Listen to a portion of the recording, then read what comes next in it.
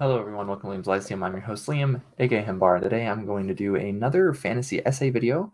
I believe this is number 15, but you can check out the playlist. I've gone over essays by Tolkien, Le Guin, Moorcock, Butler, um, others. And this is just a series of videos where I look at essays, particularly those written by fantasy authors or adjacent. And so today we're going to be looking at one by H.P. Lovecraft. This is actually a rather well-known one.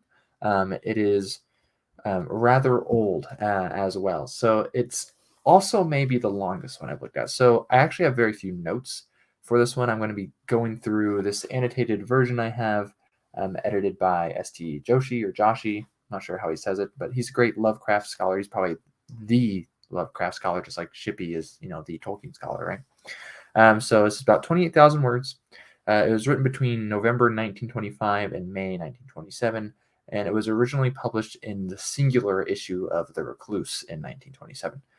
It was revised and then serialized in the Fantasy Fan, which I'm not sure if that's like a APA type of thing, what's going on there, but from 1933 to 35.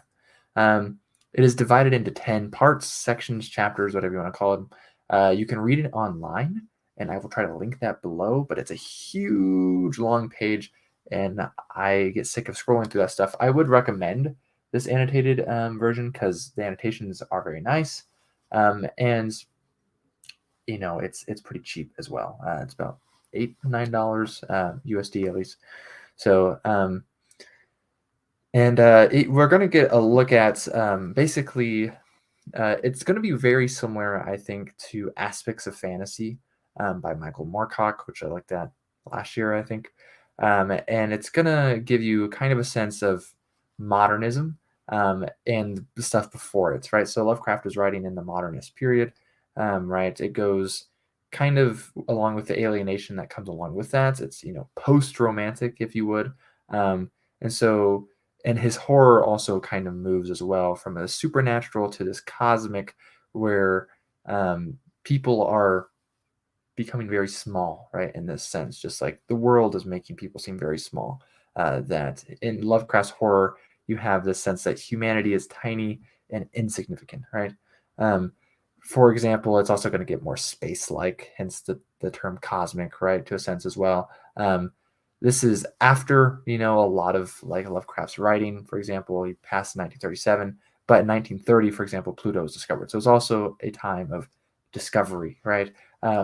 Some things that, would be on these people's minds. It's just the same thing while you read like adventure fiction around the same time period, and it deals with, Crete maybe because the Minoan civilization is really only being unearthed at the turn of the 20th century. So there is a nice introduction here. I like Joshi. I don't agree with everything he says, but he's pretty entertaining. And so the actual essay itself starts on page 25 in this version. The last section is the longest, I believe, and it goes to page 96. So 25 to 96 is decently long, right? So the opening lines are this, and this is probably the most pithy and probably the most famous line, or two lines really, from this essay, and that is: the oldest and strongest emotion of mankind is fear, and the oldest and strongest kind of fear is fear of the unknown. And he says, these facts few psychologists will dispute, and their admitted truth must establish for all time the genuineness and dignity of the weirdly horrible tale as a literary form. So he is he's hooking you, but he's also telling you why you need to take me seriously. And I'm going to show you why as well. Beyond this introduction, he is going to go into a history of literature, right? And whatever you think of Lovecraft and his writing, you might not enjoy it much at all, or you might just think he's an annoying racist. This essay is generally highly regarded. It is very well done. And so this actually reminded me, this first part though, reminds me of another essay we looked at, and I'm going to reference a few essays because of this. Monsters and Monster Lovers by Fritz Leiber. It kind of plays into this fear of the unknown, this fear that mankind feels. You get more of this coming through on the next page. For though the area of the unknown has been steadily contracting for thousands of years, an infinite reservoir of mystery still engulfs most of the outer cosmos. which again is the space stuff coming through. Because we remember pain and menace of death more vividly than pleasure, because our feelings toward the beneficent aspects of the unknown have from the first been captured and formalized by conventional religious rituals, has fallen to the lot of the darker and more maleficent side of cosmic mystery to figure chiefly in our popular supernatural folklore. And then he kind of establishes this idea of cosmic fear and this idea of the weird tale, as he kind of puts it. So the true weird tale, he then defines near the end of part 1, has something more than secret murder, bloody bones, or a sheeted form, clinking chains according to a rule. A certain atmosphere of breathless and unexplainable dread of outer unknown forces must be present, and there must be a hint expressed with a seriousness and portentousness becoming its subject of that most terrible conception of the human brain, a malign and particular suspension or defeat of those fixed laws of nature which are our only safeguard against the assaults of chaos and the daemons of the unplumbed space. Which is that sounds like a Lovecraft sentence to me, but it's well worded. And so he's basically getting at that it's got to be serious and atmosphere. That's essentially what he says after that, right? And so going into part 2, he gets to the dawn of the horror tale. He at first says that since it's so closely related to a primal emotion, of course, these tales are essentially as old as human thought. He says cosmic terror appears as a ingredient of the earliest folklore of all races, is crystallized in the most archaic ballads, chronicles, and sacred writings. And he says touches of this transcendental fear are seen in the classic literature. He talks about occult and magic stuff. He does mention some stuff that seems very race related, and his idea of race is problematic, to say the least. But it's still interesting stuff he is saying. If you just twist it a little bit, it makes sense. The way he words it in is maybe a little problematic. And he talks about it was no empty background that the Renaissance magicians and alchemists were born. In this fertile soil were nourished types and characters of somber myth and legend, which persist in weird literature to this day, more or less disguised or altered by modern technique. Again, he does more of this other interesting stuff we'll skip over. And then he goes into the Enlightenment, actually. And so he says the upper orders of society were now losing faith in the supernatural, indulging in a period of classic rationalism. Then beginning with translations of Eastern tales and Queen Anne's reign, and taking definite form toward the middle of the century, comes the revival of romantic feeling, of looking at nature, past times, strange scenes, bold deeds, incredible marvels, wonder, strangeness, shuddering, Gothic stuff, essentially, is what he's describing during this romantic period, if you would, after the classical, neoclassical, rather. So he knows what he's talking about. I mean, he's not wrong. And then in the early Gothic novel, he mentions William Blake. He mentions Coleridge. He mentions Keats. He mentions, Thomas More. He mentions Goethe. Horace Walpole, who wrote Castle of Otranto, which is generally considered the first Gothic novel. Let's see. He mentions a lot of other stuff. He goes on about Poe. He likes Poe a lot. Talks about German romance, Gothic novel, Anne Radcliffe. He really likes Anne Radcliffe, which is really similar to the praise for Radcliffe that Moorcock has in Aspects of Fantasy, again. Which this whole section is actually really similar to Aspects of Fantasy as well. So I would say Aspects of Fantasy kind of starts with the Gothic, if I'm remembering correctly. It doesn't really go beforehand. And then you have the apex of Gothic fiction, which he mentions Matthew Gregory Lewis's The Monk. He also mentions Northanger Abbey, of course, by Jane Austen. Then he mentions Charles Maturin, I believe, wrote Melmoth the Wanderer. He does like this praise and criticism thing, all laced throughout, and it's funny because he might be it seems like he's praising it really well, and then he'll just say something really bluntly, and it's oh, okay, well, he thought this part was bad, but otherwise it was fine or something. And then we look at a lot of other stuff. He's gonna, let's see.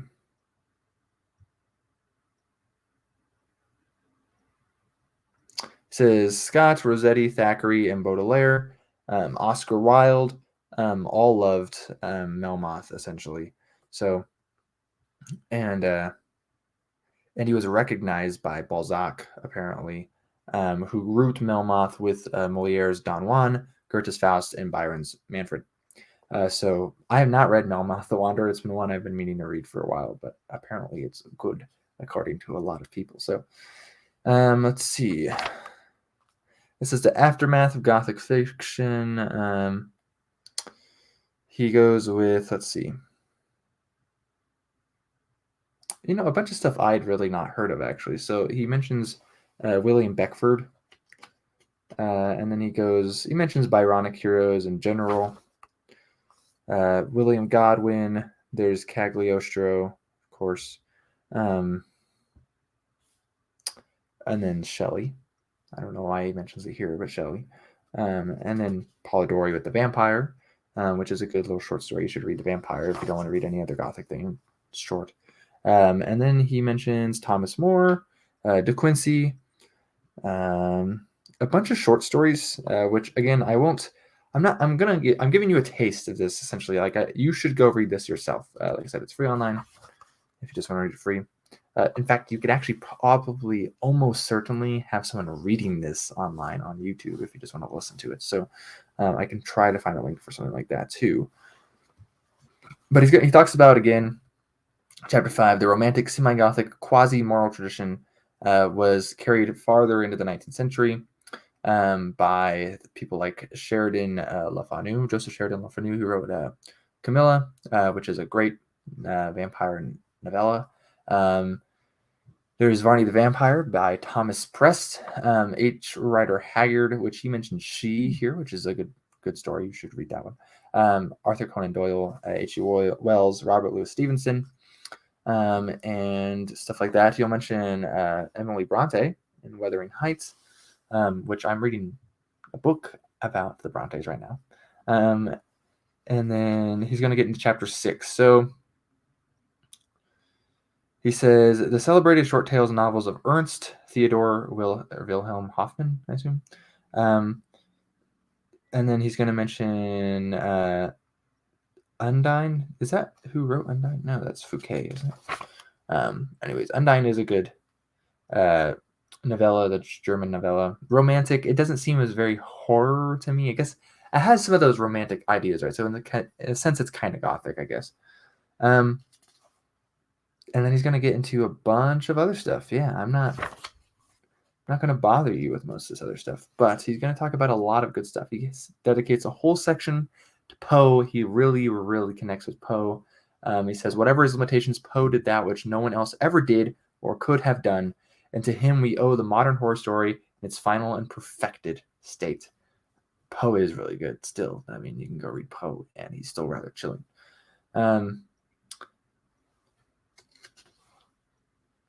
And it says an interesting thing here about these horror stories, right? He says, an author always acting as a vivid and detached chronicler rather than as a teacher, sympathizer, or a vendor of opinion, which isn't to say, I feel like, that an author shouldn't have, say, like a political opinion or a moral stance, that he's more of just letting you feel the story from this narrator rather than giving you like a moral lesson, essentially. Which is interesting, right? Because you would have a lot of those Gothic novels, which at the end, everything would be kind of happy, not negative so much. And if you've read Lovecraft, his stuff is generally not very happy at all. But he says that he maintained a maintenance of a single mood and achievement of a singular impression. He says essentially that Poe invented the short story in its present form. I'm not exactly sure what he means by that, but he was very much loved by the French Charles Pierre Baudelaire. There's going to be a bunch of other stuff. He uses some archaic language here I marked. And then in chapter 8, he goes in the weird tradition of America. He mentions Washington Irving, who, of course, is... wow. How am I blanking on this? The Legend of Sleepy Hollow and Rip Van Winkle, I think, is Irving. Those are both good stories. To a degree, though, they're comic, right? They have this tendency, and I believe he mentions that here actually, that they have a lighter treatment of eerie themes. Because if you read those, like I was actually disappointed when I first read Washington Irving's The Legend of Sleepy Hollow, because it's not actually a ghost story. It's all a joke, to a degree. So he mentions Nathaniel Hawthorne, who is a good one.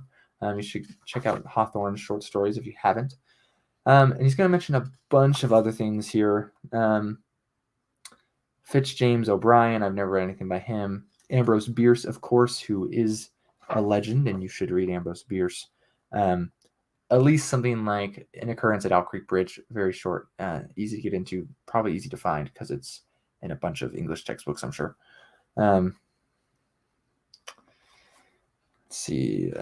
He mentions, again, much more stuff. He mentions Robert W. Chambers, The King in Yellow, particularly the story, The Yellow Sign in The King in Yellow, which I recently read. He mentioned Hastor, which is a character he will use, that Chambers used in the Yellow Sign, which he actually got from Ambrose Bierce.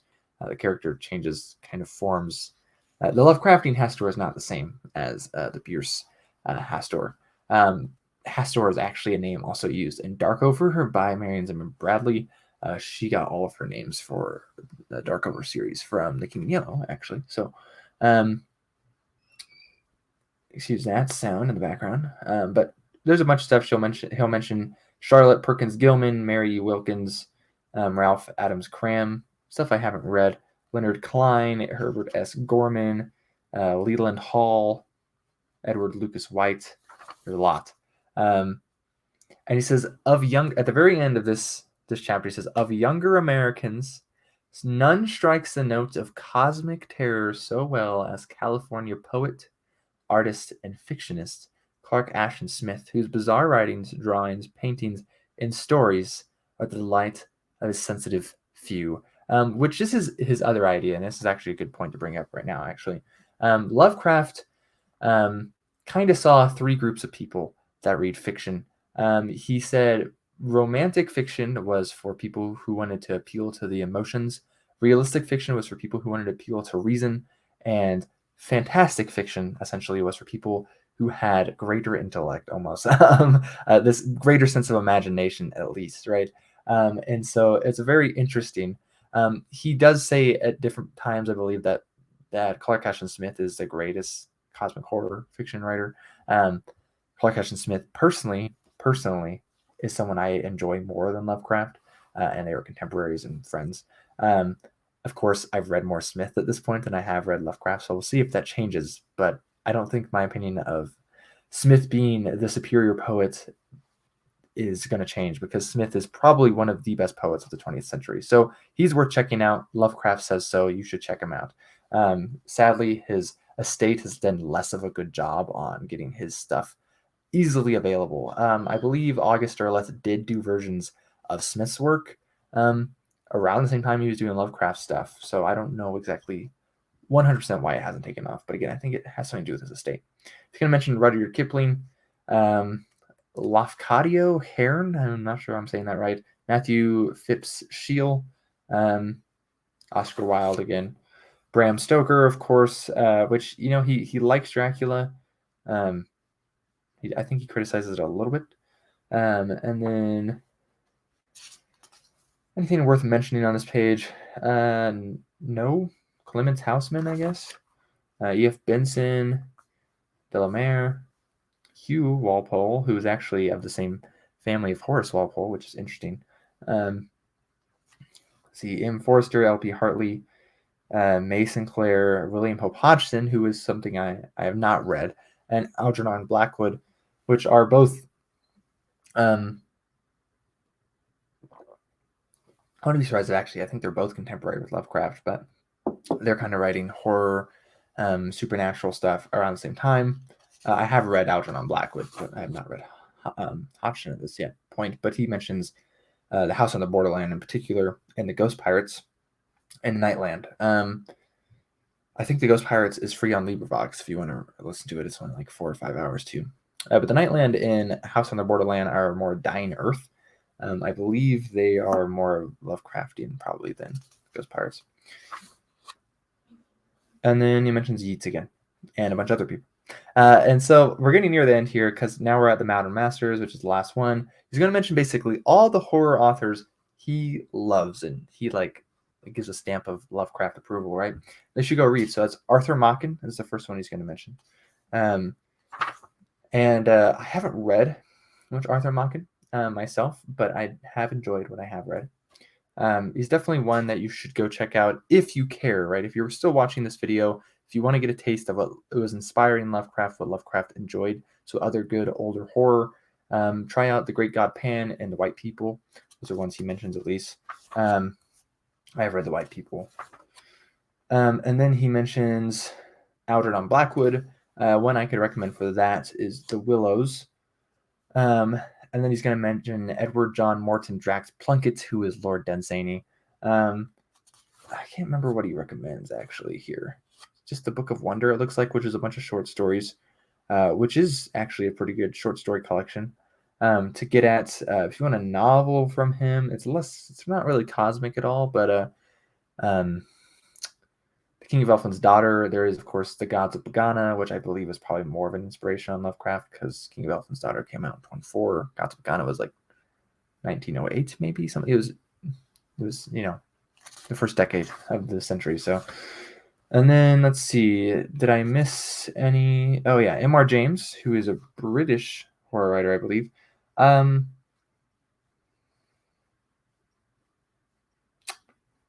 can't remember, what is he recommended here for M.R. James? It looks like maybe Count Magnus. I've read Rats by him, which I thought was pretty good. M.R. James is one I don't have a ton of experience with. So, and then I think that might be it. He doesn't really get into Clark Ashton Smith in this chapter, but his inclusion at the end of that other chapter kind of makes him feel like he's the other one. So Dunsany, Machen, James, Blackwood.